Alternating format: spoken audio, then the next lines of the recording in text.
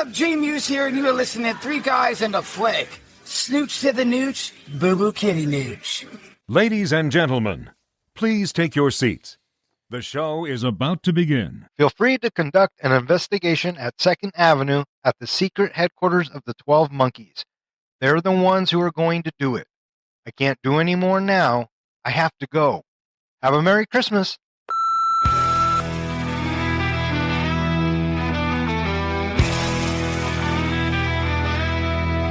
Three guys and a flick with Don, Ken, and John. Dive into the movies well after the dawn. From the good to the bad to the wildly absurd. They give a fuck about films. Their voices are heard. Welcome back. You are listening to Three Guys and a Flick. This is where we review the good, the bad, and the absurd. Tonight's episode, 12 Monkeys. Beware spoilers.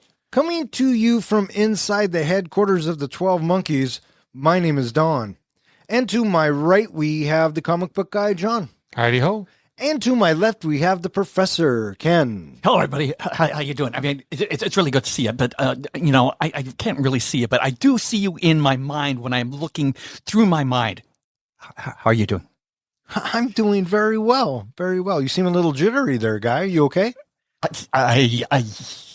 Yeah. Don, cut his meds again. Oh, well, no, I might bump those up a little bit. Tonight we are talking about 12 Monkeys. 12 Monkeys comes to us via the Broncos helmet and was submitted by my man, Superman Tanker, and John S. So I got to ask, is that you, John S? No, that was not me.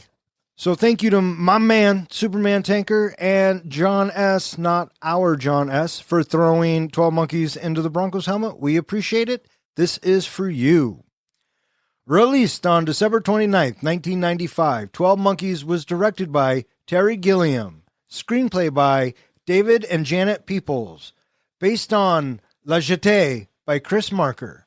And it stars Bruce Willis, Madeleine Stowe, Brad Pitt, Christopher Plummer, Frank Gorshin, and a bunch of other inmates, doctors, and divergent patients. How'd this movie do, Don? This movie was made for $29 million and brought in $169 million. Not bad for a movie that test audiences didn't like and everyone thought was going to just completely bomb. Not bad at all. Speaking of 1995, did either of you see this in the movie theater? No. No, sir. Had you seen this before? Yes, sir. I had seen it once before, remembered thinking right after I saw it, what the fuck did I just watch? Didn't understand it at all, and I think this is the official second time I've seen it. You know what? I'm kind of there with you. I for one, I did see this in the theater. I remember thinking, what the fuck did I just watch? I'm with you fellers. And over time, I've probably caught bits of it here and there on cable, this and that.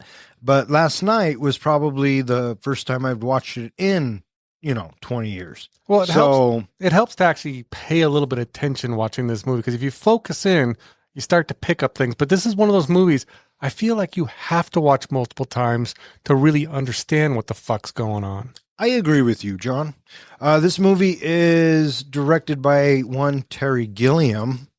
He was a member of the Monty Python troupe. And I believe he did, in fact, direct The Holy Grail. He was one of the directors, yeah. Yeah. What do you guys think of Terry Gilliam? I had never heard of this phrase before, and when I was just talking to you about it before we started recording, Dutch angles. I guess he loves to film using Dutch angles and wide shots. What is a Dutch angle? A Dutch angle is when your frame is tilted, but everybody is level. And what it's supposed to do is it conveys a basic sense that there's something wrong, or you have unease, or it's like a disorientation, and you're not certain, and you're unsure of yourself. And so, it's to emphasize this heightened emotional state that somebody might be feeling. And that, listeners, is why we call him the fucking professor. I read a bunch of reviews kind of preparing for this podcast, and I found that if people didn't like the overuse of Dutch angles, they didn't like this movie. if they didn't mind it, they got more out of the movie. Oh, I mean, I can see how that would happen. I am of the opinion that, if you're not a fan of a certain anything, you're not going to like it. Mm-hmm. You know what I mean? Or give it a fair shake. How about that? We'll say that. Did you find it distracting at all? No, not at all. Because no, it helped sell the story. Because nicely put. And the production design I thought was wonderful. Gringy, dark, and dirty, and very, very 90s.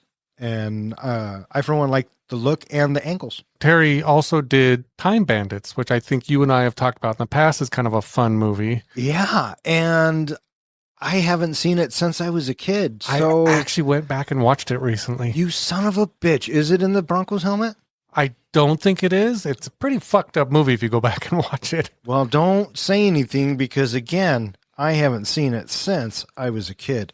And listeners, no, Time Bandits is not in the Broncos helmet. So please and thank you from the professor. Uh-huh. A lot of directors passed on this movie when they read the script. They all said, what the fuck's going on with this movie? One of the reasons why Terry got it was because he was coming off a success of Fisher King. What do you think of The Fisher King? I haven't seen it. I did, like I said, it's not one of my favorite movies, but of Terry Gilliam, I would say it's one of my favorite ones he's done. I got to go with Brazil. And here, there's a lot of production drama involved with that over the final cut.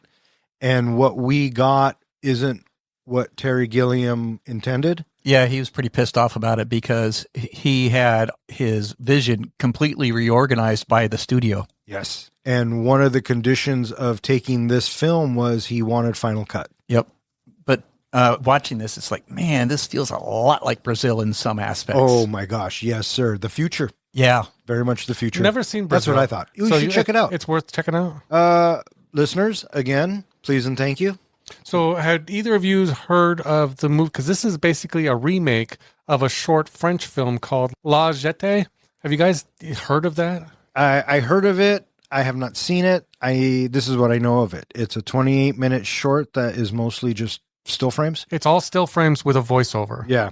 And no, I have not seen it. It's supposed to be really good. And Terry Gilliam has never seen it.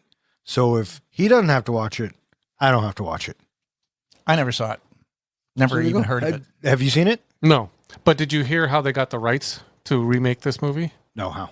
A lot of film companies had approached the guy who did that movie about remaking the movie, and he kept saying no. He went out to Chinese food for Francis Ford Coppola, and Coppola said, you know what? You should let us remake this movie. He went, okay, if you say so. Yeah, over at Universal. And Gilliam was hesitant to also take the deal with Universal because they screwed him on Brazil. But he was assured that nobody from that team that he had worked with. There was one guy, but he was in his corner previously. Okay, yeah. Yes, there was. And so, yeah. And then they get their cast involved and 12 Monkeys is made. And the studio, Universal, was willing to back off and give that control to Terry because they had signed Bruce Willis. And so he is an A-list actor, so that should be good for the box office. Speaking of which, we kind of have a connection to our last movie here. I was just going to bring it up. You beat me by half a second. We'll call this a run, right? 3 weeks ago, we do Sunshine. What's Sunshine about? Sunshine is a space movie. About nuclear bombs in space. Yeah. Okay. Last week, we did what? A movie about nuclear bombs in space. Which was? Armageddon. And who does it star? Bruce Willis. And what does Bruce Willis do in the movie? Save the world. And? Die. Okay. This week. Okay, but the week before we do Sunshine, we did Tomorrow Never Dies. Okay. Michelle Yeoh. Oh my God, it started with Michelle Yeoh in Sunshine. Yeah. Did it start with Michelle? That's a good run. But can I just say, this is not on purpose. This is not something we're trying to do. These are all random picks out of the helmet that just so happen all these movies so far are connecting up over the last few weeks. And it's not just that they connect, I think at the singular level, it's the actor, right? That's always a fun connection. But themes have started to emerge and morph and go into the other movies that we've done too. So I think that's a lot of fun. Speaking of Bruce Willis, I love the fact that Terry Gilliam gave him a list of Bruce Willis cliches, acting style, and said, you are not allowed to do any of these on the list. I love that too, because this is not John McClane. It is so un-John McClane. This is not Harry Stamper. I would even go as far to say this may be Bruce Willis's best acting role to actually get to see his acting chops. I counter with a little movie called Unbreakable. Listeners, he gave me a nod of approval. He's not disagreeing. I'm That's not right. disagreeing, but I think lean towards How about this? We both agree. I think all three of us agree, possibly. I guess I should ask the professor. We think this might be one of Bruce's finest acting performances. Mm-hmm. He was strong in this. Strong, yeah, for sure. And he was just a pro at drooling. I felt so drugged watching the first half of this film. And I remember feeling that in the theater. So good job, Terry Gilliam. So do we all agree Bruce did a great job in this movie? Of drilling, yes. Yes, agreed. And yelling. Madeleine Stowe. You guys remember Madeleine Stowe? Yeah, the only other place that I really remember her from was the wife in We Were Soldiers. Yeah. Yeah. Did you ever see Last of the Mohicans? I might have, but I don't remember if I actually did or not. Pretty good film. Very epic for that time period. It's long. Yeah, yes, it is. But Daniel Day-Lewis, man. That dude, yeah, he can act. What'd you think of her? I thought she did an okay job. She wasn't a standout. She wasn't in the movie, I think, a lot because she kept just, these few scenes here and there. What she was in was okay, but in my opinion, she could have been replaceable. Yeah, yeah. Professor, did you like her performance? Yes. I thought she did fine. I think Madeleine Stowe's a good actress. I liked her in Stakeout. Oh, yeah. Uh-huh. Yeah, but I thought she played well off of Bruce and everyone else. The one that stole the movie for me, Brad Pitt. And this was a young Brad Pitt before, when he signed to do this movie, he was not a big name actor. He was just kind of a nobody, which was one of the reasons why Terry liked him. I wouldn't say nobody. Right. He had a string of 3 movies that came out right before this one that made him a Hollywood name. Yeah. Yeah, but what his bit in Thelma and Louise and Cool World before this, that's, so he was a known quantity. But as John is pointing out, he had 3 movies that were prominent Brad Pitt movies that most likely he would have been paid a lot better if these 3 movies had been completed before he signed on to do this movie. Oh, sure. Those movies were what? 7, Legends of the Fall, and what was the third one? Interview with a Vampire. That's which right. he fucking kills it. And he has a great bit in True Romance in California. I mean, Brad Pitt is on the way up as this movie's coming out. Yeah, his star is definitely rising. Yeah, and I agree with you. He does steal the show. And just his little ticks and appreciating Brad Pitt now like I do and then going back and watching his earlier performances makes me appreciate him even more. Did you? I fucking loved it. He nominated for Academy Award. Best Supporting Actor, I believe. Yep. And won a Golden Globe for this. Yeah. But did you hear how Terry Gilliam got him ready for this role? Yes. They took away his cigarettes before takes. Yeah. He was strangely hypnotic to watch. And part of that was because of his eye that he lazy had. eye. Yeah. But yeah, he was quite the character. Very, very eclectic and certainly very eccentric. Yeah. Yeah. Anybody else jump out at you in this cast? Frank Gorshin, and not because of his acting in this movie, but who the fuck who he is. Frank Gorshin was the old doctor who Smokes cigarettes. Oh, the Riddler. There it is. the Riddler Yeah. from the original Batman series. And who's the actor that plays the lab assistant that's in the Green Mile? David Morse. I've seen him in a bunch of things, but I always forget who he is. Oh, he's a great actor. He's a great character actor. Yeah. He's great in The Green Mile. He's in The Rock. You love The Rock so fucking That's much. true. Yeah, he is. He's one of the bad guys. Whoa, spoiler alert. Isn't he also in Black Hawk Down? He might be. I feel like he's in a lot. What did you guys think of the look of the film? It looked cheap, like cheaply made, but that was kind of what they were going for, and it helped him stay under budget. See, what you call cheap, I call gritty. I thought the look was gritty, and it was very bleak, that's for sure. Dystopian. And I bought it if that's kind of how it would go.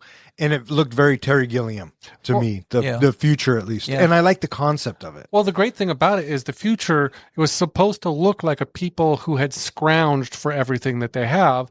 And so that's what we got. And they filmed in abandoned warehouses and penitentiaries and things like that. Oh, yeah, they filmed it on the cheap. And they didn't do anything on a soundstage. So that was what we got. Yeah, yeah.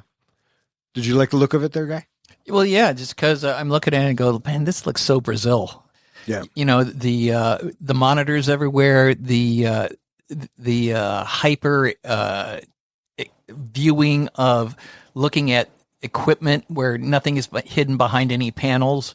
You're able to see bottles and tubes and wires, out in prominent, nothing looks sleek or modern. Right. So I wish there was a voicemail telling me the answers to the questions that the professor is about to come up with. I already looked into the future, Yeah. and I know you win this one. So, Oh, really? Congratulations. Question number 1. When James first arrives at the mental hospital, Jeffrey Gomes agrees to show him around for $5,000. In this scene, how many times do we hear $5,000? John, 3 times. Not correct. I'm going to go ahead and say 4. Not correct. The 2? correct answer is 5. 5. Question number 2. When we catch up with Dr. Rayleigh giving her speech, among other things, the Cassandra complex, what is the date of her speech? Dawn, April 12th, 1990. No. Fuck. I know the year was 1996. I'm going to say October of 1996. Oh, it's November. It is November 1996. Question number 3. What animal is on the roof of the Oasis Motel that James and Catherine stay at on their trip to Philadelphia? I thought he was going with the lion. I know, so did I. That really threw... Dawn, a bear. No. A monkey? A camel. Question number 4. What songs do the scientists sing to James upon returning to his present-day timeline? Dawn. I found my thrill on Blueberry Hill. Point to Dawn. God, I would have been so pissed if that was wrong. Question number 5. What is the name of the first city that Jeffrey plans to visit as told by the flight attendant? John, San Francisco. Point to John. So, with 1 point apiece, that takes us to a tie-breaking question. When the scientist introduces herself to Dr. Goines' assistant, what does she say she does for a living? Dawn, insurance. Insurance is the correct You're answer. talking about on a plane. Okay. Yeah. So this week's winner is Dawn. Didn't see that coming.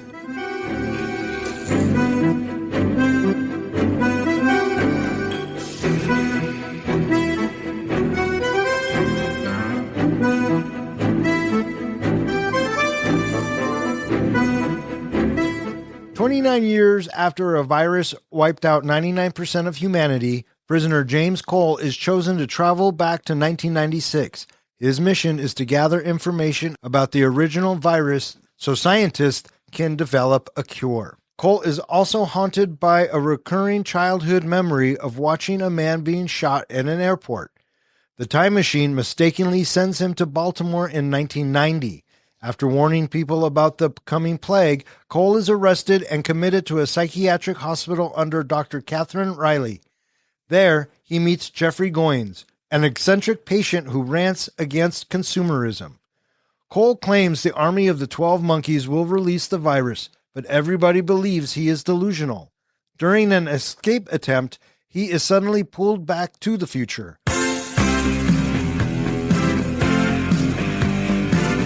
Another failed trip briefly sends him to a World War I battlefield where he is shot in the leg. So this movie opens up on a pair of eyes. Well, Sort of. it opens up on the title card. Oh, on the title. It's got to set the story for us. Yeah. You know what I mean? So it's the green screen text. And you know what I like about the text, what made me chuckle and kind of put me in a good mood right away, is that it's coming from a patient at the hospital. And I'm thinking, second time you're watching it, oh, that's fucking Bruce Willis. So I like that. I was just going to say that the eyes were the bookends of the movie. It opens with eyes, it ends with eyes. And we open up on the dream, and we see this blonde-haired woman running, and we see this little kid with a crew cut.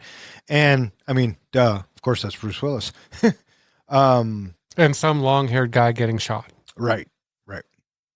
And then we cut to Bruce Willis waking up. He's in a cage. And we are in the future. And this is our first look at what a prison in the future would look like if everybody has to live underground. What do you guys think of this whole sequence? I thought it was interesting that we're never told what he did to get arrested or put into this prison, but we didn't need to know. So it feels like Terry saved time by just saying he's in prison. Well, they do say that he was violent or has a tendency for violence. But I agree. I don't think they need it. I didn't care. And, it's Bruce Willis, so I'm rooting for him as soon as the movie opens. Yeah, and we are told by his partner next to him, Jose, that he's been selected for volunteer duty. He gets sent outside to go observe and collect things. And I thought this is an interesting, because this almost caused Terry Gilliam to go over budget. It was a very hot day and they needed to create the snowy world outside. Mm-hmm. And I guess they had a few different times of trying different things to create the snow and caused all kinds of delays. I like the steps that he has to go through. The suiting up sequence, I dug that too. Yeah. Because it looks so otherworldly. It really did. And you're hearing about all of the procedures that he has to go through. And if any one of those things compromises his suit in any way, then that's it, lights out. Right. But you notice how a lot of it paralleled, like the stuff he went through going out and coming back in paralleled his experience at the psychiatric ward in the past as well. Oh, yeah. Yeah. Mm-hmm. Like the scrubbing, getting to see Bruce Willis's ass twice. Yeah, well, who doesn't want to see that? So he gets up to the surface. That's where we, the audience, gets to see the surface of the earth and what the future looks like. And from the little, narration that appeared on the screen earlier, you can see that the animals have taken over the upstairs world. Yeah, and his job is to go out and get samples because the animals are immune to the plague, and we haven't found a cure for it yet. So he's out doing research. Yeah, he's sent up, and apparently he's supposed to bring some sort of life back, I guess, that they can analyze. Yeah. And so he gets back, and then he gets chosen for a mission. Yeah, and the reason why he's chosen is because he's a great observer with an amazing memory. Yeah, he remembers things. What do you guys think of this bit when he's on the chair and they're checking him out? That was a kind of a wild setup, having him jacked up like that, and then having the scientists all behind those magnified pieces of glass. Yeah. I thought it was crazy, the weirdness of it, the weird factor of it. Yeah, and he certainly didn't come across as the sharpest tool in the shed. He didn't seem to be all that with it. I got two impressions from him right away. One, he's been beat down. He's just beat into submission. And two, I'm guessing education isn't of high priority because he kind of seemed a little childlike. Yeah. Especially throughout the movie, some of his reactions seemed a little childlike. Then we are all of a sudden, it's Baltimore in April 1990. And I'm thinking to myself, wait, they sent him in the wrong fucking year. Well, and we're at, an auction? Or we're at a funeral or something like that. And she gets the beeper. I love that the beeper goes off. And that I wrote down in my notes, really dates this film. Mm-hmm. So we meet Madeleine Stowe's character, Dr. Riley. And she's pulled into a police station. Because the cops picked up a guy who is delusional, but he took on 5 of his guys. So he must be on something. Hospital. He must be on something. But guess what? That motherfucker ain't on anything. No drugs. And so they have him all chained up. And when Dr. Riley meets him, Bruce is all chained to the floor and just drooling like there's no tomorrow. Well, that's why I was thought is he wasn't on drugs where they brought him in, but did they dope him up because he was so out of it? They tell her they did. Yeah. They shot him with something. And that's why he's drooling like that. And he's talking about the future and the present and how the present is actually the past. He wants to know what the date is. And he finds out, exactly what you said. He thinks it's 1996, and she's like, no. So he's transported to a mental hospital, and this is where we meet Jeffrey Gones. What'd you think of this whole bit? Quite the intro. He felt freaking insane. I love how nobody could sit in his chair. Yeah, he kept going back to it. Yeah. And even when he's running around helping James, get out of my chair. I like how the orderly knew how to work with him. Am I going to get my standard fee? Yes, you will get $5,000 wired to your account. Yeah. And so now we spend some time in the institution with Goins and Cole. And James, he keeps asking, I need to make a phone call. I got to make a phone call. And then finally he gets to sit in front of the board. And so him sitting in front of the group of doctors is not dissimilar to the panel of scientists that he was sitting of before he was sent back in time. But here's the question. What he says to the doctors, is that what appears as the narration right in the beginning of the movie? Because they talk about a patient that said these things. Oh, yeah. Because this is as far as we know, this is the first account of this. Mm-hmm. The scientist fucked up. They sent him to 90. Now he's in front of these guys and he's telling them, look, what I'm about to tell you, you're not going to believe me. But I'm not crazy. This is a place for crazy people. Go look at fucking Pitt. And he tells them what happens. But he starts out with, have you heard of the Army of the 12 Monkeys? There is a theory about this movie, and this is the theory that I lean to, which is him being sent back in time was on purpose to cause all of this so that the future could then change things in the future. Him telling the doctors, including Dr. Riley, who's there with them, inspires her to write the book that then inspires Peters to release the virus. So him saying all this is what caused everything. So he is finally granted permission to make his phone call, and it's this overworked mother with over rambunctious children. Yeah. And he puts two and two together and he's like, wait a minute, it's not 96.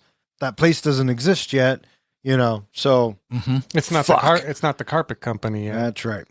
So he gets thrown back into population and they doped the hell out of him. Yeah, I felt doped through this whole fucking sequence with him.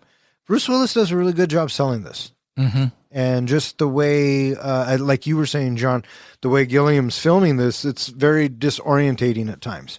Yeah, because of that Dutch shot that he does so much. Yes. Especially in the asylum. Yes. I will say one of my favorite Brad Pitt lines, Jimmy's line, happens in this when someone comes in and says, you're acting out. And he's like, I'm in an insane asylum. I'm supposed to act out. Yeah. And so he's creating a diversion. However, he kind of picks a shitty time to do it because James is all doped up. But he gives him the key. Right. And he tries to get him out. So we also have a bit that happens at this time where we have, it's nighttime, and James, he wakes up from the dream of the airport again. He sees a little bit more of his dream, but then he has that weird little bit with the spider. Yeah, he's supposed to collect. Yes. He's supposed to collect it, but then also in the future, food is scarce. So my guess is they ate whatever they could get their hands on in the future. Yeah, but I mean, he specifically tells them when he goes back that I collected it, but I had to eat it. Yeah, I didn't have anywhere to put it. Yeah. And then we have Jeffrey. He is leading us, the audience, down a little bit of a rabbit hole, if you will, because he starts going on about germs and how germs are everywhere. Yeah.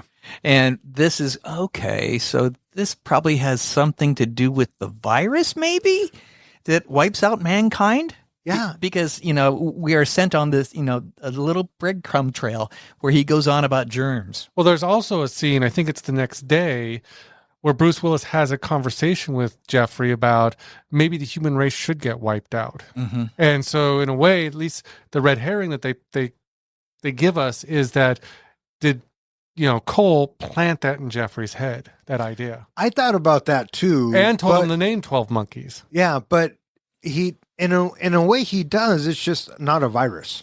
Yeah. Right. But we find out eventually his dad works for, making viruses. Yeah. So Jeffrey told his dad about it. You think his dad bought what Jeffrey said? No, but I think that Jeffrey, he said, let's wipe out humanity. And Jeffrey thought, I can do that with the virus that my dad's creating. I think that theorists have it better with him giving it to the doctor for the inspiration for the book. I think that one's a better theory than that one. That's just my own opinion. But it all goes back to, it's all part of the same theory in that Cole is causing all of this. So the whole bit with the key and James, he is able to slip out during the confusion. And I kept thinking to myself, wow, that hospital is really lax outside those doors. He walked into like a bunch of places that people were just sitting around and nobody seemed to care. Nobody seemed to care. And so he gets on an elevator and he is going down the elevator. And then we cut to Dr. Riley. And it turns out that Cole has escaped. He's down on 2. They got to go get him. So once they apprehend him, he put up a pretty good fight. He beat the shit out of a few people, including one of them. I think they said he put him in the hospital. But we also heard about how he kicked the ass of a couple of police officers earlier on. Right. Yeah. So there he is. He's locked up, confined in his cell. And now the doctors are talking. All right, just admit it, Dr. Riley. You messed up. You fucked up. You made a bad. Up. You made a bad choice, and I mean, it's kind of sucks that she has to go. Okay, yeah, I fucked up. So he's fully restrained, fully sedated, and he pulls a Houdini. Poof, gone. What the hell? How did he get to go just like that? Which I had forgotten about. The first time I'd seen this movie, that he kept bouncing back and forth between the past and the present. I thought he was just stuck in the past. So did I. And as soon as this happens, it clicks for me. I'm like, oh yeah. But yeah, he gets transported back to the future. And they're like, what'd you see? What'd you do? And he's like, I didn't see anything because you sent me to the wrong fucking year, guys. And they're all, at first, they're all like, no, we didn't. Yeah. And I kept thinking to myself, I got mad at the screen. I kept thinking, you know what? Fuck you guys. Time travel's not an exact science. And I stopped and I thought to myself and I went, well, that's a bizarre statement. Yeah. And during this time, he spots Jeffrey in a picture. Yeah, because they're flashing, do you recognize this? Do you recognize that? Mm-hmm. And yeah, it just so happens we get the picture of Jeffrey, but we also get the picture of the pig, which they hold on specifically to go back to Jeffrey because it comes back later. So he has some more time in front of the scientists, and they're wanting to hear about anything that that he has to contribute. That it's that moment where we get the Jeffrey Gones, and turns out they're going to give him another chance to help reduce his sentence because he's probably one of the better qualified people to try this again. Yeah. They're going to give him that pardon. Is this where we also start to get that voice that he starts hearing that we think could be somebody in another room, or is it a voice in his head? I'm not quite sure where that starts because it just kind of all blended together for me. But yeah, there is a voice. When they send him back to the past, I like the sequence. I wanted to talk a little bit about that. Hey, we get to watch a little bit of the time travel bit. Yeah, they're going to show us, I mean, come on, a lot of insertions, but I like how the little tube collapses when he goes through. And he shoots out. I almost felt like they flushed him. Yeah, kind of. And I have a question. So when he's laying there and they got him all strapped up, you notice they put a little cloth over his manhood. There's something covering him, yeah. But when he gets shot through... I noticed how you said little cloth. But when he comes out the other end, I noticed, did he have it? Or because when he gets shot to World War I... No, I thought that it was like a plate that was part of the equipment. Oh, that's a good call. I didn't even think about that. Either way, when he gets to World War I, he's naked. I'm thinking, oh, God damn it. You know how much that would fucking... suck. Because they said November 1996. Right on the money. On the fucking money. What was it, 1870 something? No, it was like 1917. Yeah, something like that, because it's World War I and they're all French soldiers. That's right. And nobody speaks English except for it just happens to be his buddy, his cellmate, whatever. Jose. is sitting there in the trench, who I guess he's been shot or something. Yeah. And then Bruce Willis gets shot, and then we cut back to 1996. Yep. Now we're in Baltimore, November 1996. And we have Catherine. She's giving her speech.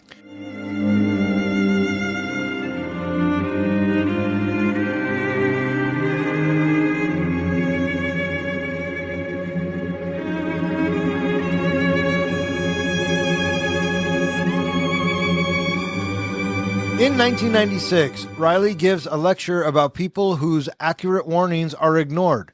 Afterward, Cole kidnaps her and forces her to help investigate the 12 monkeys.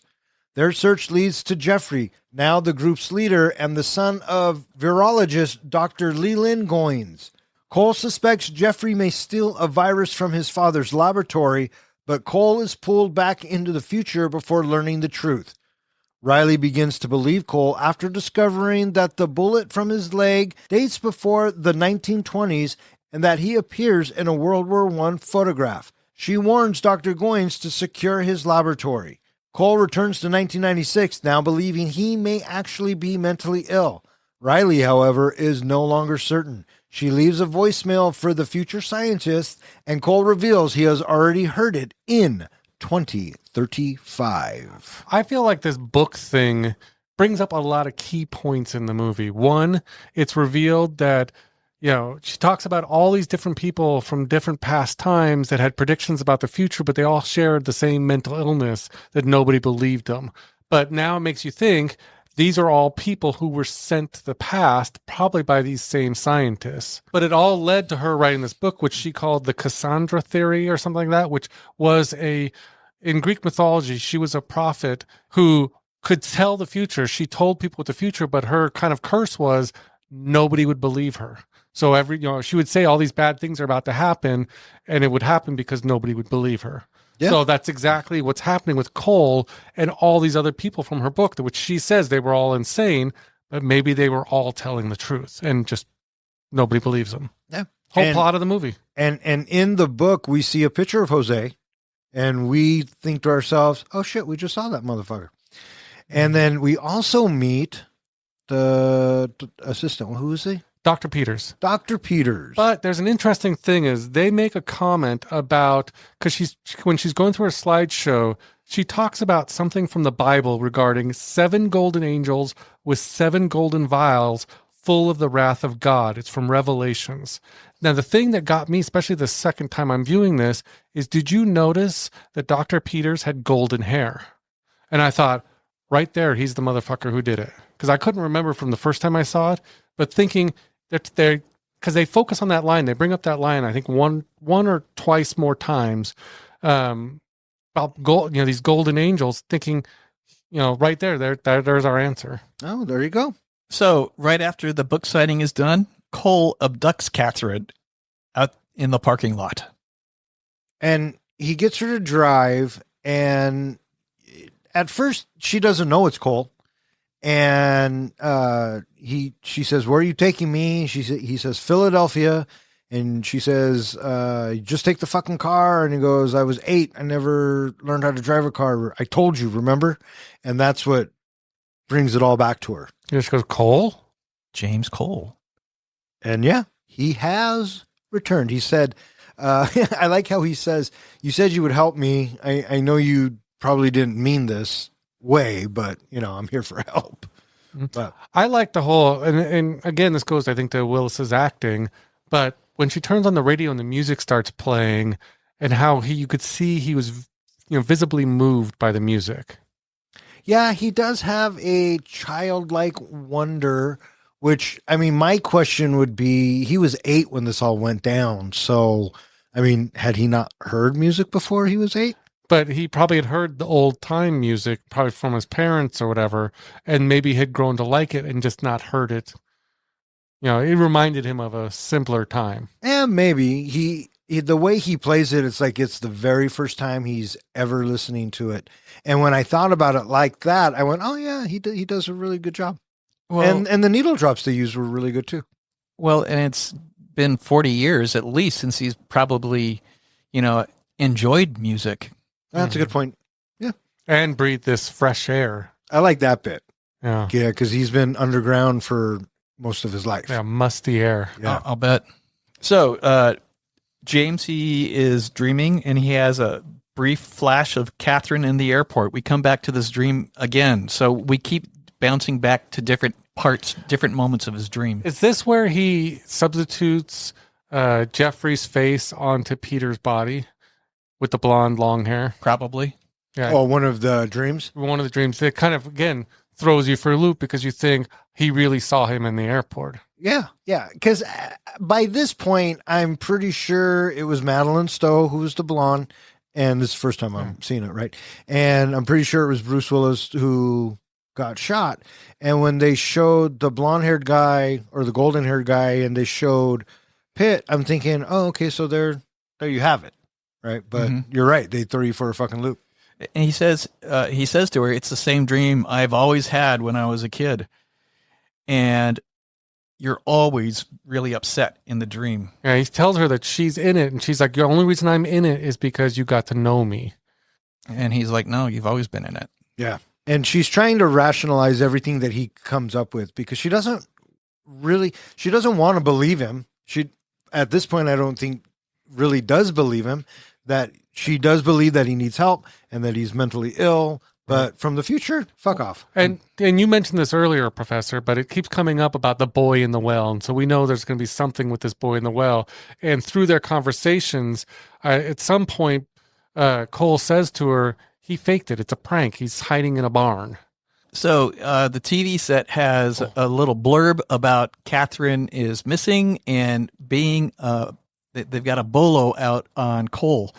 All right, we better hit the road.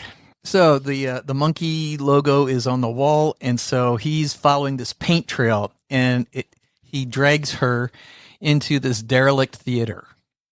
And no good's going to come from this. There was some weird music noise just happening in that theater that was kind of annoying. Yeah, and they get attacked. Right. And Cole manages to knock out one guy, and while the other dude is beating up on Catherine, he comes over and, gives him a little piece of his mind. So they're back outside, and he spots what he thinks is a promising lead of a familiar-looking building.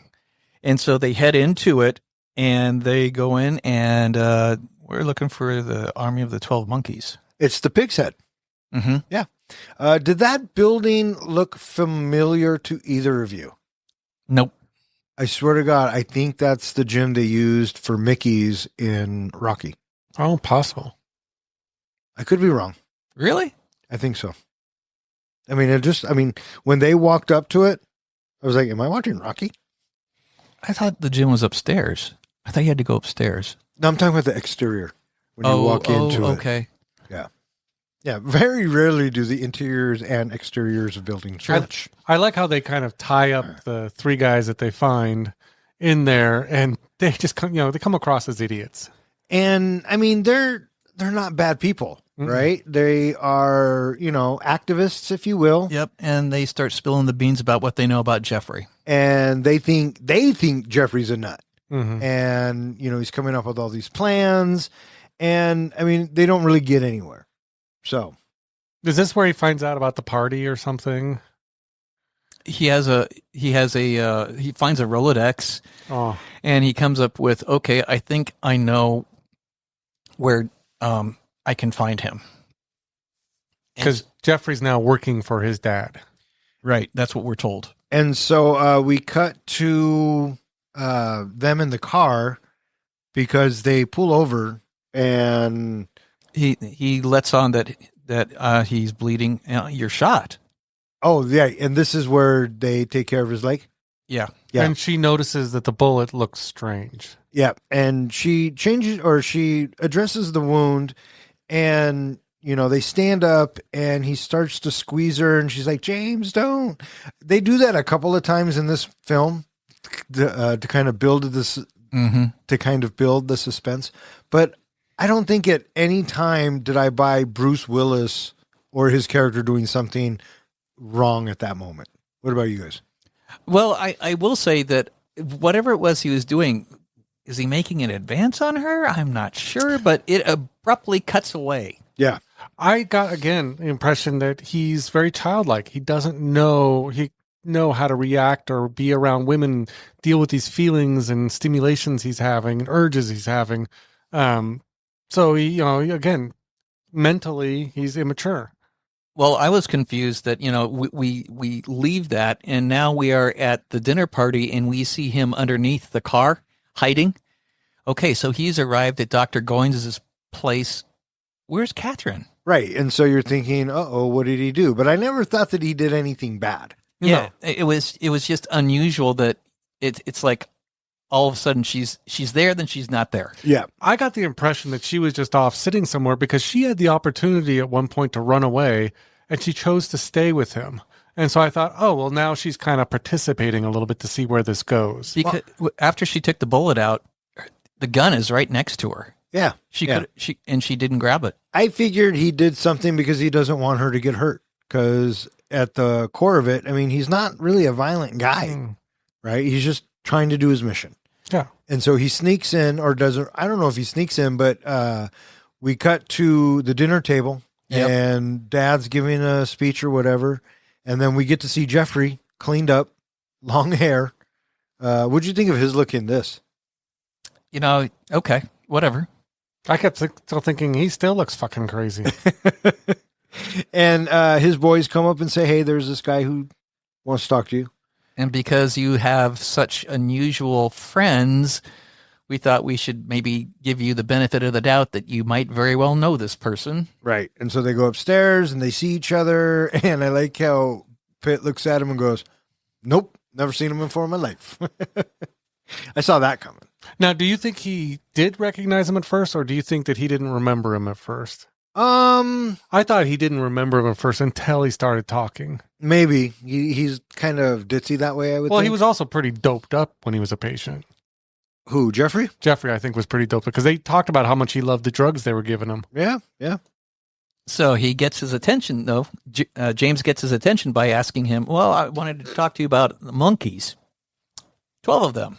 And then Jeffrey pulls a 180. Oh, yes, this is my friend Adam. And, they start talking. I got the impression that here is kind of where Cole starts to think, did I put the idea of all of this into Jeffrey's head? Because Jeffrey starts saying things about, remember that we talked about humanity and blah, blah, blah, and all this stuff? Right, yeah. And Cole's looking at him like, oh my God, I fucking did this. I did all this. Yeah.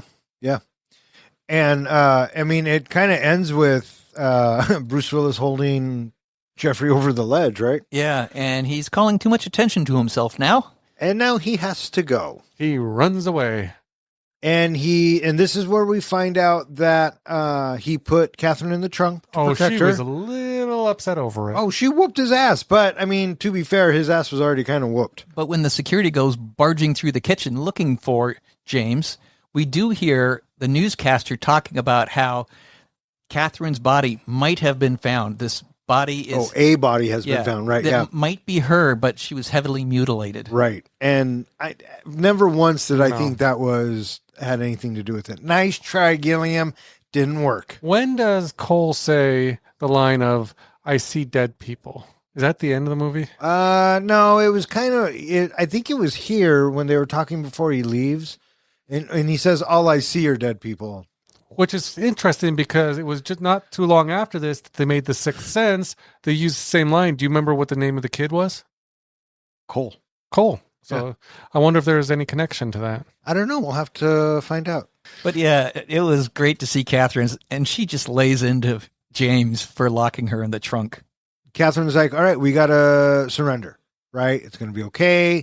I'm going to honk the horn. Well, at some point, doesn't he start to his brain is fracturing and he's like, maybe there isn't a future. Maybe I really am crazy. Yeah. He's standing there in that little creek. And voila. Another Houdini. He gone. And so now Catherine, she is at the police station and the police officer is asking her lots of questions. And I got to say that the police officer, he comes across as specifically unlikable. They question her. She's not very helpful. Yeah, but the way that he ends it being, just this big old cheesy grin, I just didn't like the character. Yeah, they definitely don't believe her. right? Because, I mean, he even comes at her and says, why do all kidnappees turn around and say the kidnappers weren't such bad guys, right? Yeah. So, Yeah. yeah, he's seen it before, in other words. The next scene we get is her back at her place and her folks are there, and she hears about the boy in the well was actually a kid prank, and he was hiding in a barn. Which verifies everything that Cole was saying about the kid. Well, so far. Yeah. Right. And she's like, And slowly she's coming around thinking, oh, fuck, this guy might have been telling me the truth. so now Cole, he's awakened to the scientists singing him Blueberry Hill. And he gets his pardon. And he's starting to think that they're not real and maybe he really is crazy. Yeah. And throughout the film, we talked about the voice that keeps popping up. And so Catherine, she's starting to have some doubts. And so she goes and she talks to her colleague, the actor who plays the Riddler. Uh-huh. Right. And so he's like, come on, you're a scientist. You know what's real and what isn't real. What if what James is saying, that 5 billion people really are going to die in a very short period of time? Because he says it's 1996 and 1997. And this is November 1996. And she's starting to get a little trippy. Right. And so this is when she gets a phone call from the police department, and they reveal that that bullet was not made. It was made prior to the 1920s. And she's like, what the fuck? She also finds the photo, which shows Cole's friend in the trench. Right. Jose. And if you know, I didn't notice this the first time, but you see this white arm reaching over him. When she gets to zoom out the photo, there's Cole. And then we get this big zoom in on her face. Yeah. While it happens. Right. Yeah. And so now I'm thinking right about here, she's thinking, I am going to drop a deuce if I can't figure out what the fuck is going on here. And then we cut back to the future. Well, not yet. So the next scene we get is her calling Dr. Goins, and she spills what she thinks is possibly going to be the outbreak source, his lab. And Goins dismisses her. But you notice that the whole time she's telling this to him, who is sitting right down next to Dr. Goins? The guy who is going to release the poison. The guy with the golden hair. Who we saw at the book signing, and he was trying to talk to her at the book signing, but she wasn't paying much attention to him. No, she was just kind of, he and him. And so, yeah, bad guy. Total bad guy. And just for the record, anybody with hair like that, bad guy. So we're back in the future, and Cole says that he wants to return and continue his work. And the scientists are like, well, God damn it, he is the most qualified. He has made a connection. He is leading us on the right path, right? And the whole point is they want to find a cure so they can cure their present, right? And they're like, all right, fuck it. Let's send him back. And so we watch Cole. He continues to being prepped for the return trip, and he sounds for the first time lucid. Yeah. And he's able to talk without any type of anomalies in his voice. And he seems to be learned now when he talks about those 8 cities, right? Uh-huh. He gives them back in his, bam, bam, bam, bam. And the scientists are like, that's impressive. Yeah.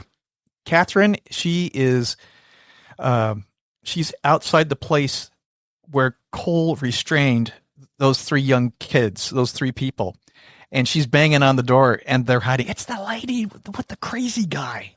And then in the crowd is Cole.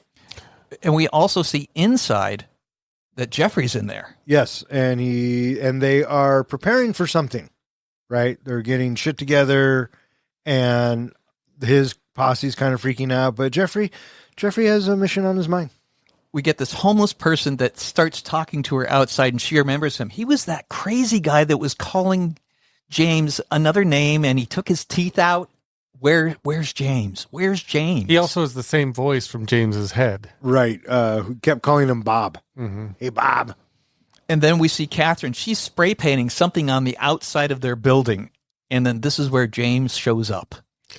And James kind of comes out and he says, you know what? You were right. I am loco en la cabeza, and I want to turn myself in. Well, the police are right there. And Catherine's like, whoa, hold on, buddy. I don't think you're so local. Yeah, total role reversal because he's basically saying I'm crazy and it's all wrong, blah, blah. And she's like, no, you were right. This is going to happen. And she says, the boy, you were right about the boy. He was in the barn. And he was like, no, I probably just saw a show or something like that when I was little and this, that, and the other. And she's like, no way, dude. Why do you think the police are so insistent on wanting to apprehend Catherine and James? Well, is it just because of the anomaly of the bullet?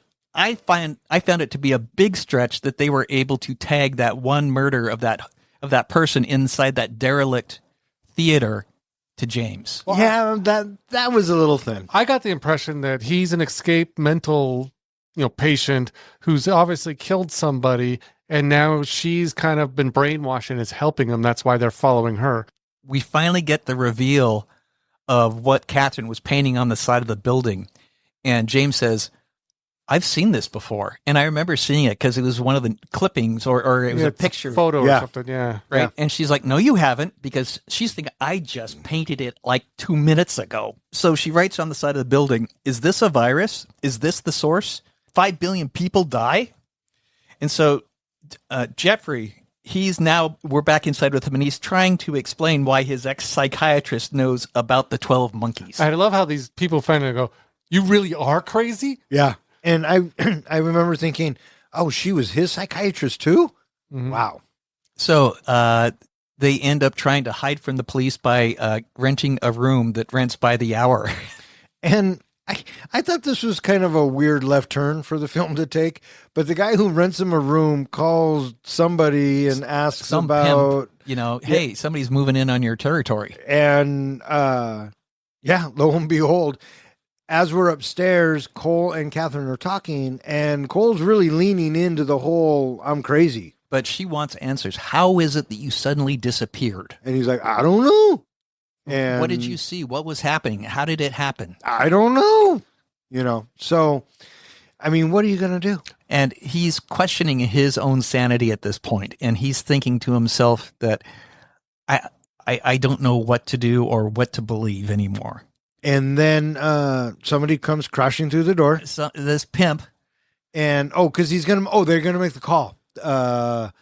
Catherine says, the number. yeah, last time you tried this, it was in 90. We're in 96. Let's call. And they go for the phone, and then the dude pops into the room, and it's some pimp, and he smacks Catherine around, pulls a knife, and then James makes a phone call with his head.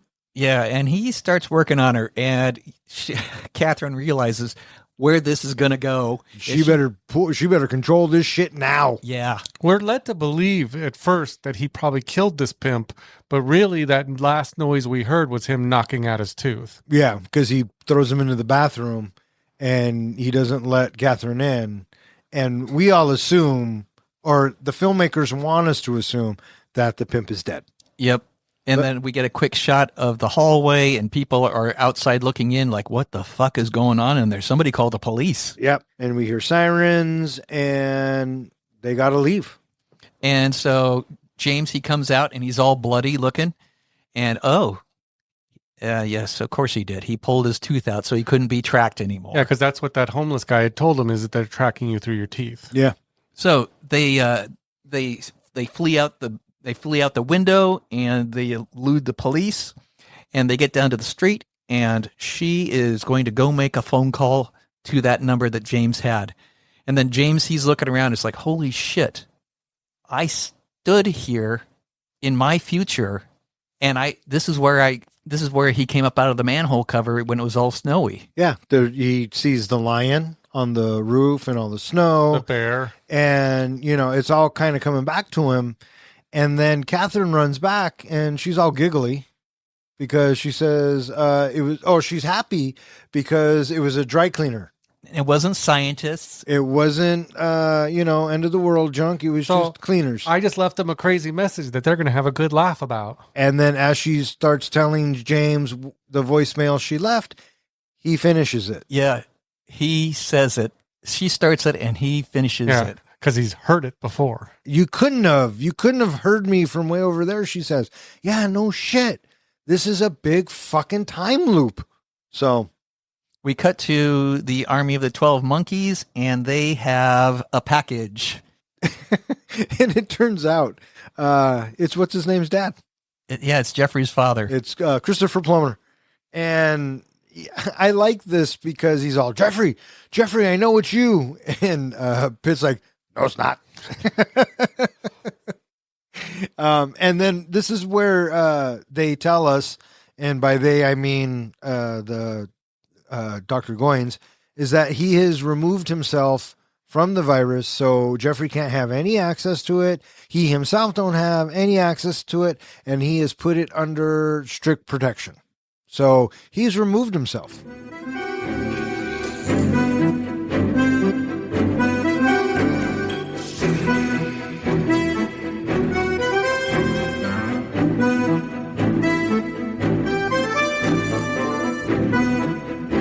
Cole and Riley decide to escape together to the Florida Keys. Along the way, they discover the Army of the 12 Monkeys is only an animal rights group. Their message, "We did it," refers to releasing animals from the Philadelphia Zoo, not the virus. At the airport, Riley recognizes Dr. Peters, an assistant from Goines' laboratory, and realizes he is carrying the virus. Jose, another prisoner from the future, gives Cole a gun and orders him to complete his mission. Cole chases Peters, but is shot and killed by police before he can stop him. As Cole dies in Riley's arms, she sees a young boy watching, the childhood version of Cole. His recurring dream was actually the memory of witnessing his own death. Peter boards his flight and sits next to Jones, one of the future scientists. She introduces herself as being in insurance, suggesting the science may be trying to obtain the original virus rather than prevent the outbreak. Roll credits. So they end up going to a mall to buy stuff to disguise themselves because they're going to run away to the Florida Keys. Because they take all that pimp's cash. Yeah. And so they get him the Hawaiian shirt. And the moment you see the Hawaiian shirt, you realize for sure, I mean, this solidifies it. He's the one that gets shot in the airport. Oh, yeah. And she asked, I think the last thing she asked for is, where's the wig department? Yep. And for a minute, I thought that was for her. But then they go to the movies. And that's where she puts on the disguise. And she's definitely taking a turn here for him. Yeah, she believes him. She believes that it's possible that next week we're all fucking dead or nothing will happen. But if we are fucking dead, maybe we can stop it. But time doesn't work like that. I also got the impression she's starting to have the feelings for him. Oh, yeah. Outside, after she gets off the phone talking about the Florida Keys, yeah, they embrace each other. Oh, yeah. And when he sees her as a blonde for the first time, oh, yeah, he's definitely, how do you say, Twitter-pated. Well, she's the woman of his dreams. Literally. So now it's the next morning, and they are headed to the airport. So now I guess she's thinking that James doesn't have any mission to fulfill anymore because they have thwarted it. I got the impression that she's just given in that it's going to happen. And one of the things that James always wanted was to see the ocean because he's never actually seen it. And so she's just like, fuck it, we're all going to die anyway. Let's just go to the Florida Keys and see the ocean. So now it's the next morning and they're in the cab. And what? It's 7:30. We don't have to be there till 9:30. Well, yeah, but the traffic. What do you mean the traffic? You haven't heard about the 12 monkeys? Needle across the record. And it turns out that the entire Philadelphia Zoo has, the animals there have been released. Except one person has been added to the cage. And we know that it's Dr. Goines and Jeffrey and his monkeys are responsible. And Catherine, she really has some hope here, and she thinks that everything's going to actually maybe be okay. Because when they said, we're the 12 monkeys and we did it, it's not that they released the virus. It's that they released all the animals. So maybe, just maybe, we'll be okay. And she even says, you know what? Next week, if there's football and traffic and this, that, and the other, then we'll know we dodged a bullet. Mm-hmm. So, and then they get to the airport and immediately Cole's like, oh, fuck. I recognize it from my dream. I've been here, right? And we go through, and we, as the audience, I feel like know how this is going to play out. Well, Cole goes and leaves a voicemail. He leaves a final voicemail to basically say, the 12 monkeys, I was wrong about it. It's not them. It's something else. This is my final message, blah, blah, blah. Because he leaves this message, Jose shows up. And I like how they even call out, dude, I just did that 5 minutes ago. And Jose's like, 5 minutes, 30 years, it don't matter. Well, this is another key point in the movie that makes me think that they knew what was going to happen to Cole and that they're kind of helping it happen, because Jose gives him the gun and says, this is part of your mission. But they don't say what he's supposed to do with the gun, whether who he's supposed to shoot. I think they gave him the gun because they knew he would draw the gun, which is what led him to getting shot, because the police saw him with the gun. So that the whole point of giving him that gun was to make sure Cole got killed. But Cole witnessing himself getting killed affected him in a way that probably led to him becoming that inmate that led to his whole life the way it was, his memory and all that, which led to him getting killed at the airport in the end. Oh, I would have. It all happened exactly. I would have thought not watching himself get killed, because A, he didn't know it was himself. Nobody. And B, I think what fucks him up for life is the fucking virus. He's 8 years old when everything goes to shit. But you think, as a young kid, witnessing someone get killed right in front of you, that's going to cause some trauma. Not as much as 5 billion people dying and me having to go live downstairs. Because he mentions when he first gets into the airport how he's been there before. He says this is about a week or two before everyone started dying. Yeah. When he was here at the airport last time as a kid. Yeah. So it's like, holy fuck, this is right around the corner. And I think that he still believes that this probably could be his dream that he witnesses over and over actually taking place. Mm-hmm. And I don't think that he thought that the virus was still a viable option, because he and Catherine, I don't think that they were able to affect anything anymore. So, he heads off to make a phone call to basically say, I quit. And when they come back together, she spots the doctor, it's like, you look familiar. And then the newspaper gets put down on the counter and you're the virus. You're the virus person. Right. And so with that, when she gets back to Cole, she's like, I know who it is. And this is still a real fucking thing. And when Peters goes through that metal detector and pulls out those viruses, do you notice he releases the virus right there and then when he says, you can't see it or smell it, can you? And he opens up the vial. I was thinking about that and I went, yeah, that cheeky motherfucker just released it right there too. But wouldn't have he died? Did he have an antidote? He probably got sick along the way too and died, I'm sure. But he went to all those different cities. But if it happened as fast, do you know how long that fucking plane ride to fucking Rome is? But they said it started out as what people thought was a cold, and it lasted a couple weeks, and then people started dying. So he would have had a couple weeks before he died. And I'm curious about the mental state of this guy wanting to cause such a massive genocide. Mental state? Why the hell do you want to kill everything alive like this? Because he was of the mind that humanity had their chance and they fucked it all up. And so let's get rid of humanity and give the world back to the animals. That was kind of an ongoing theme throughout the movie. They mentioned it several times. I just didn't understand where his motivation comes from. Well, I would hope not, because had you understood it, that means you could very well wake up one day and say, you know what? I'm going to get rid of mankind. So we see the perilous moment of the security detaining them from getting to the virus, and the police officers come over, and now we get to watch the dream play out. And it plays out just like we've been watching it the whole movie. Cole gets shot. Catherine runs up to him. She sees little Cole. And homeboy gets on the plane. I love how we watch her scanning the crowd. Where is he? Where is he? Because she knows. Where is he? Yeah. Do you think that's weird for her? I'm gonna love that little boy one day. No, I think it just gave her a happy little moment, because she got to spend a little bit of time where she had feelings for James. Yeah. My thought was she looks at the little boy and thinks, this is all true, this is all going to happen, he's going to have a fucked up life now. Yeah, but I mean, okay, so James is dead, and we cut to the plane, and we find out that Peterson is sitting next to one of the scientists. What do? I'm in insurance. And I remember in the theater in 95 going, oh, they stopped the plague. And it wasn't until this viewing that I realized that you can't change the past. No. And so, but they actually did accomplish their mission. But if they can, how are they going to get the information and get it back to the future?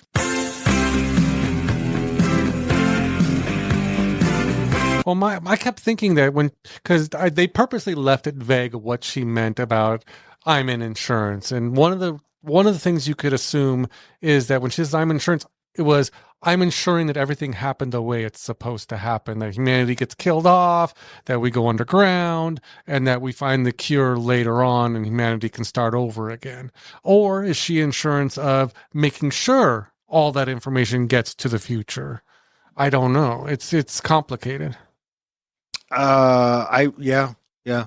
I would like to think that she has two things that she's hoping to accomplish. One, to take it back to the future so they can find a cure so that their lives going forward can be a more hopeful one, that maybe they can return to the surface. And two, that she would actually prevent the virus from massively spreading by stopping it on this timeline, and then all of these people are on a separate timeline where it does not kill 5 billion people. Well, I'll tell you what, when they bring time travel to an exact science, I'll let you guys know how it breaks down. I got the impression that one of the key themes of this movie is you can't change what happened in the past. You know, Cole's whole time loop is the proof of that it happened the way it had to happen. So there is no stopping the virus from happening. I mean, he'd already released it in the airport. So it's gonna happen. That'll do.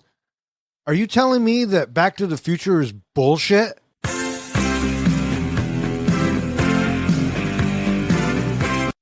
And that was the 12 Monkeys. All right, what do you guys think? You guys ready to rate this flick? I'm ready to rate this flick. How about you, John? Are you ready to rate this flick? Some guy told me that he's from the future, and my review is eventually going to destroy all of humanity. So yeah, let's do this. That was dark. That was dark. Hey, Professor, how do we do our ratings? We do our ratings on a scale of 1 to 5 fucks. 5 fucks is a movie that we think is cinematic gold. A 1 fuck movie is you get done watching it and you're thinking, I am never watching this again. And what's a 0 fuck? A 0 fuck movie is you get done watching it, you turn to your buddy and you're like, oh, for shit's sake, what the hell? Why would you make me? I want 2 hours and 9 minutes of my life back. Or in other words, we just don't give a fuck. Who would like to go first? I went first last week. You say that every fucking week. But this time it's true. Was it? It's my turn. Yeah, remember you made me go because I hadn't been here in a few weeks? Oh, that's right. Because I was off spreading our DNA. That's right. I like how he says our. All right, Professor, hit me. 12 Monkeys is a pretty interesting psychological movie when you think about the whole time travel loop that brings the third act to a close. And I think that this is a pretty darn good movie. Bruce Willis, I think, is strong in this. And I enjoyed Brad Pitt as well. He was a very eccentric character that was a lot of fun each time he was on screen. I can't count how many times he flipped people off. That was just part of his vernacular for expressing himself to people. I also thought that, I thought Madeleine Stowe, I thought she was good too. The story arc, you have to concentrate and follow along with the story. And the time travel bit, jumping back and forth, it's nebulous, but more or less you're just along for the ride. So don't get hung up about the semantics, the particulars of something and why does it work the way that it does. It's just kind of sort of something that does. And if you're able to go with that ride, I think that it's a movie worth watching. This is a really challenging movie to think about, as you heard Don, John, and I going about it with the whole third act. I didn't pertain to any particular aspect other than what I stated at the end, that I am hopeful that we have the humankind does actually get to go on, because the virus is not necessarily spread, killing 5 billion people, but they also take the virus back to the future, and hopefully they're able to find an antidote and get themselves back up onto the surface of the earth again. But I think that having this watch compared to what I had last week, this is such an un-Bruce Willis movie. It's so different, but having him, being classic Bruce Willis last week in Armageddon, and then having another strong Bruce Willis movie this week with 12 Monkeys, it's an interesting parallel. And I think that it's worth watching if you haven't seen it before. And if you like these actors, then you're going to enjoy the movie. But it's definitely a mind bender when you think about, the whole time travel bit happening. I'm giving this movie 4 fucks. 4 fucks from the professor. What about you, Guy? You ready? Sure, I can go next. All right. But before I do, what's my rating? You're going to give it 3.75 fucks. Final answer? I think that's what I told myself. Did I leave myself a voicemail? I can't remember. 3.75 fucks. 12 Monkeys is a mind fuck from start to finish. Sometimes overly obvious, other times frustratingly obtuse. Bruce Willis does a great job not being Bruce Willis, stepping outside his usual tough guy cliches, while Brad Pitt completely steals the movie with his manic, unhinged performance. You genuinely believe he's crazy as fuck. The film looks and feels low budget, but its erratic style actually works, creating a constant sense of unease. The first time I watched it, I was confused as hell about what was real and what wasn't, though maybe I just wasn't paying enough attention. This time I watched it closely and found plenty of obvious clues pointing towards the ending. I also appreciate how little unnecessary storytelling there is. The ending isn't happy, but it supports the film's message. Humanity desires control, but you can't escape fate. Take special moments you get and appreciate the good that comes from them. It's for those reasons I'm giving 12 Monkeys 3.5 out of 5 fucks. 3.5 fucks from the comic book guy. So you changed fate. That ending was very hallmarky. Well done. 12 Monkeys is a good film. I really enjoyed it. I like Bruce Willis in almost anything. Brad Pitt can do no wrong in my book. Terry Gilliam, I think, is a very sound director. He takes a lot of chances. I like his style. I like the look of the film. I like the soundtrack. I thought Madeleine Stowe did a decent enough job. I bought her in the role. She played good off of Bruce Willis. Overall, the story, anything with time travel, you just have to throw to the wind. If you try to make sense of it, I swear to God, you'll get a headache. As far as time travel movies go, I liked it. I like where they went with it. I like how it all played out. I like the fact that the ending for me is that they are on the step in the right direction and they're going to get the cure. And one day, people go back up to the earth, but that's the optimist in me. Overall, I'm giving 12 Monkeys 4 solid fucks. With 4 fucks from me and the professor and 3.5 fucks from the comic book guy, that gives 12 Monkeys an average of 3.8 fucks, which now puts it in the 18th spot with True Lies, Planes, Trains, and Automobiles, Rambo's First Blood Part 2, Black Panther, Wakanda Forever, Die Hard 2, Die Harder, Silver Linings Playbook, and Step Brothers. It is slightly better than Hell or High Water, The Blues Brothers, Booksmart, Fallen, The Cabin in the Woods, and The Muppet Movie. And it is slightly worse than Greyhound, Happy Gilmore, From Dusk Till Dawn, The Nightmare Before Christmas, Arrival, The Descent, and Moonrise Kingdom. So there you have it, boys. All right, that is going to wrap it up for this episode of Three Guys in a Flick. If you would like to know which movie we're going to be reviewing next, please check out the website.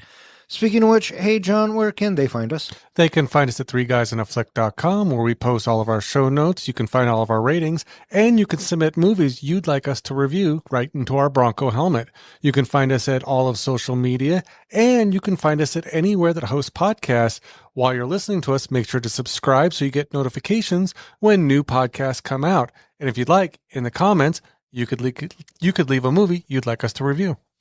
Speaking of comments, do we have any this week? We do, in fact. Our first comment is from J. Baptiste 1286, and it's regarding our podcast where we reviewed Monster Squad. He says, man, that one dude constantly just bitching about all the flaws of the movie. Get the fuck over it. It was 80s movie. It doesn't have to make sense picking it apart at every corner. What a jag-off. What podcast was that for? That was for the Monster Squad. Well, I'm pretty sure you liked it. So I don't think I'm the jag-off. I think it's At least not this week. Yeah, well played, sir. So it's either you or me. Yep. Yeah. Yeah. Yeah, so to each his own. Maybe you're both jag-offs. Thank you for your comment. We appreciate it. And I agree with him. The other comment I have this week is for Aliens, and it's from Audrey. She says, the first movie to make me love a supporting cast so much. Their journey is always fascinating to follow. Best xenomorph movie. I agree with Audrey. All right. Thank you, Audrey. And thank you, everyone who has dropped us a comment. I also want to thank my man, Superman Tanker, and John S., who may or may not be a comic book guy. Maybe I submitted it in the future.